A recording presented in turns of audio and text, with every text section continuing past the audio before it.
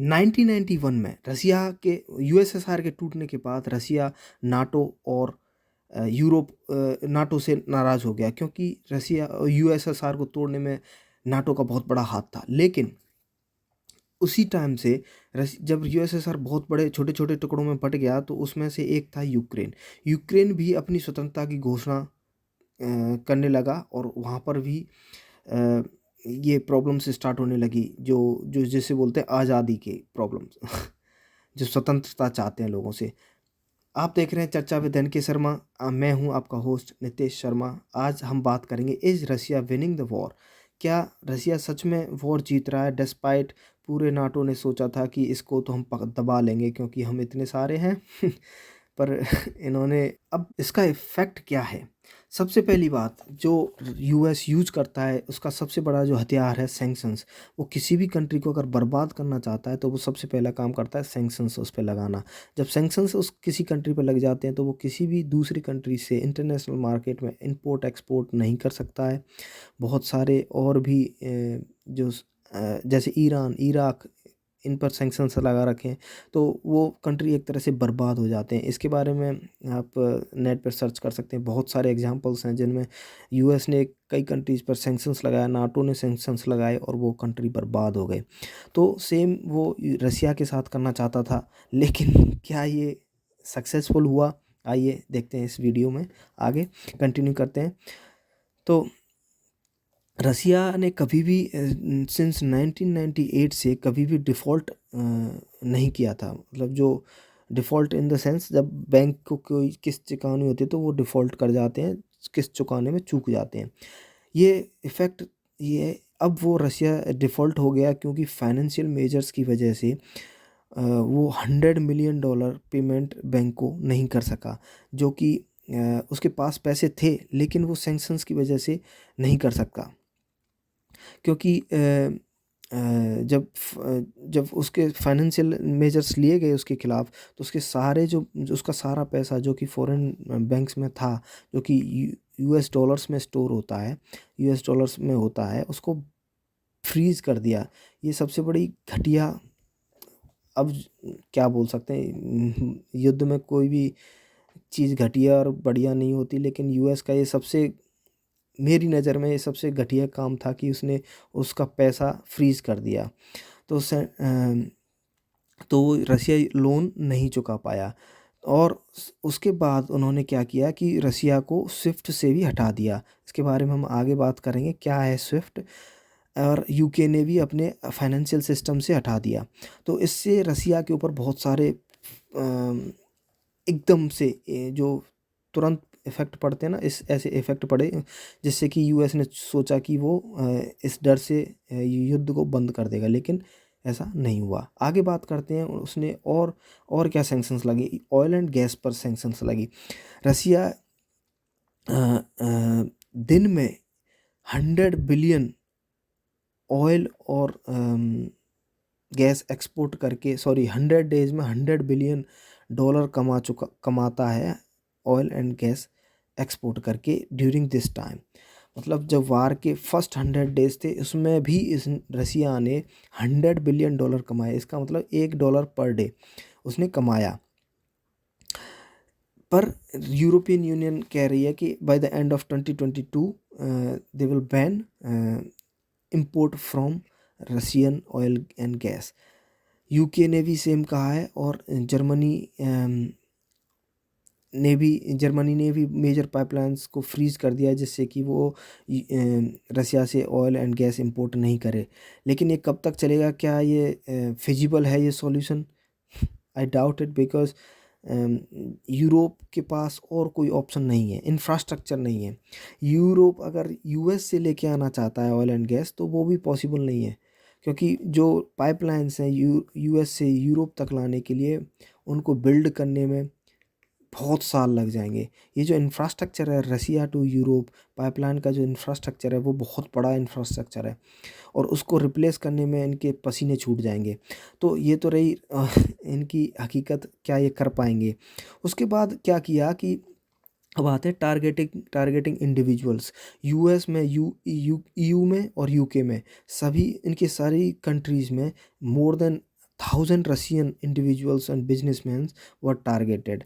क्योंकि क्या होता है कि जैसे ही बहुत बड़े बड़े बिजनेसमैन टारगेट हुए, क्योंकि वो चाहते थे कि एक एक सोशल और एक जैसे एक वॉर तो लड़ा जाता है फील्ड में और एक दूसरा वॉर लड़ा जाता है सोशल मीडिया पर।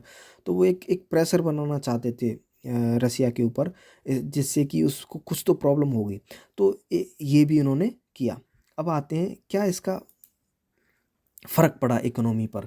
क्या सच में ये रशियन इकोनॉमी को हर्ट कर रहा है?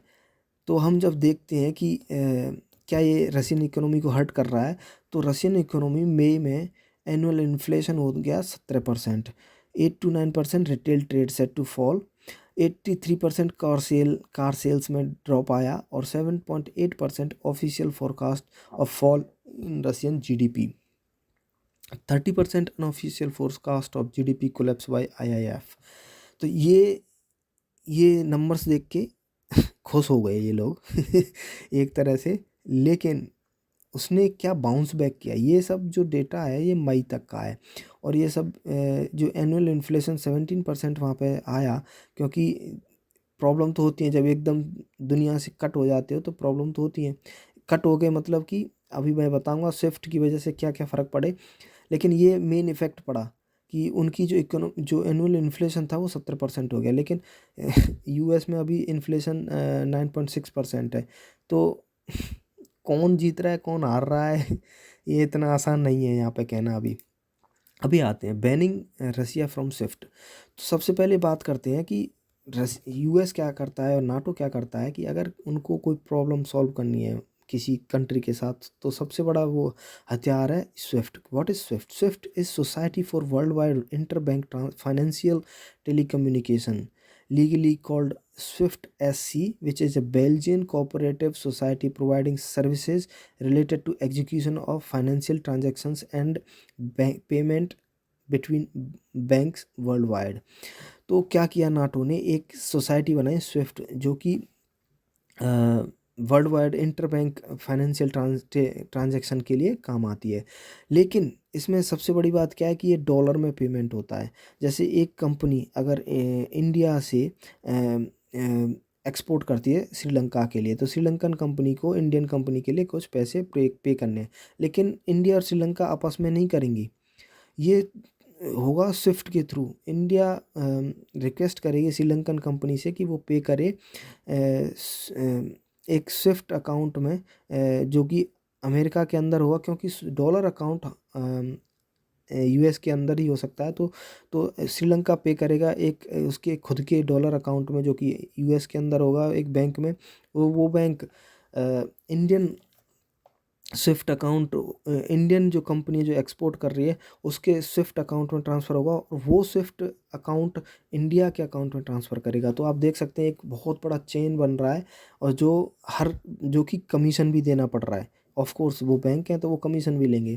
तो एक एक होता है ना मोनोपोली जो है यहाँ पे, एक यूएस की मोनोपोली, नाटो की मोनोपोली है यहाँ पे, वो है। तो इसको अगर वो चाहे तो किसी को अगर इस लिस्ट से निकाल दे तो वो ट्रांजैक्शन, इंटरनेशनल ट्रांजैक्शन नहीं कर पाएंगे, ट्रेड नहीं कर पाएंगे। यही उसकी सोच थी, यही नाटो की सोच थी। लेकिन इसका इम्पैक्ट क्या हुआ? इम्पैक्ट ये था कि Russia will not get any access to financial market and ban would make it harder for Russian companies and individuals to pay import and receive cash exports. लेकिन ये भूल गए कि 2014 से ही रशियन सेंट्रल बैंक ने इसका खुद का एक सिस्टम बना लिया था, SPFS, system for transaction of financial messages to replace SWIFT. तो इनका जब खुद का एक ऐसा सिस्टम बन गया, तो उन्होंने डायरेक्ट ट्रेड करना स्टार्ट कर दिया। और सबसे बड़ी बात, इस ट्रेड को सपोर्ट किया, इस सिस्टम को सपोर्ट किया चाइना ने। सबसे पहले चाइना ने सपोर्ट किया। जब एक दो बहुत बड़ी कंट्रीज जब एक साथ आ गई, चाइना और रसिया, तो ये सिस्टम बहुत अच्छे से ग्रो करने लगा। और उसमें फिर बाद में इंडिया ने भी कॉन्ट्रैक्ट किए रसिया से कि वो डायरेक्ट रुपीज़ में पे करेगा, और वहाँ पर स्विफ्ट साइडलाइन कर दिया। तो इस तरह से नाटो ने सोचा कि वो एक अच्छा काम कर रहे हैं यहाँ पे, उनको हटा रहे हैं, उनको कुछ बैन कर रहे हैं, लेकिन वो उल्टा ही पड़ गया। अब क्या फ़ायदा हुआ कि जो काम ये बहुत दिनों से नहीं कर रहे थे ये कंट्रीज़, स्विफ्ट से अलग नहीं हो रहे थे, वो अलग हो गए। उनका बहुत सारा जो ट्रेडिंग है वो स्विफ्ट के थ्रू ना होकर डायरेक्ट इंडिविजुअल होने लग गया। अब इंडिया ने भी अपना रुपए स्टार्ट कर दिया, जिसमें वो रुपए में ट्रांजैक्शन करेगी, वर्ल्ड वाइड वो रुपीज़ में ट्रांजैक्शन करेगी, और बहुत सारे जो नेबरिंग कंट्रीज हैं वो तो उसको एक्सेप्ट भी कर रहे हैं। तो एक तरह से ये एक पुश हो गया इंडिया जैसी कंट्रीज़ के लिए टू स्टार्ट दिस सिस्टम। अब बात करते हैं रशियन इकोनॉमी अब क्या सिचुएशन है। रूबेल 40% से ज़्यादा गिर गया जब यूएस और नाटो ने रसिया के खिलाफ जो ये लगाई, उसके अगेंस्ट जो सैंक्शंस लगाई उसकी वजह से। लेकिन वो उससे भी अच्छा रिकवर किया, स्ट्रॉन्गर देन प्रीवियसली।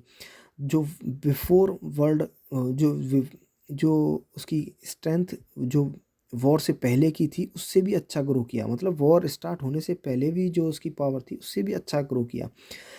रसिया अभी भी $1 बिलियन पर डे कमा रहा है इसके ऑयल और गैस से। जो नाटो उसको बैन करना चाहता था वो नहीं कर सका, और अभी भी रसिया कमा रहा है।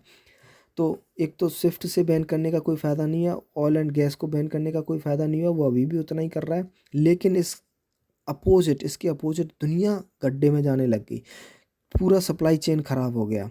सप्लाई चेन ख़राब होने से, क्योंकि जब आपने देखा होगा कि गेहूं का क्राइसिस आया था या फिर ऑयल का क्राइसिस आया था, क्योंकि यूक्रेन और रसिया दोनों ही बड़े एक्सपोर्टर थे गेहूं और ऑयल के, पाम ऑयल के। तो सबसे बड़ा नुकसान ये दुनिया को झेलना पड़ा बजाय रसिया को। रसिया ने भी इसका डेंट झेला है। देखो, वॉर से किसी को भी कुछ नहीं मिलता, हासिल नहीं होता, नुकसान दोनों जगह होता है। पर देखना ये होता है कि नुकसान ज़्यादा किसको हो रहा है। तो इस सिचुएशन में रसिया थोड़ा सा बेनिफिट लेता नज़र आ रहा है। आपको कैसा लग रहा है ये कमेंट सेक्शन में ज़रूर बताएं। And till then, enjoy your day.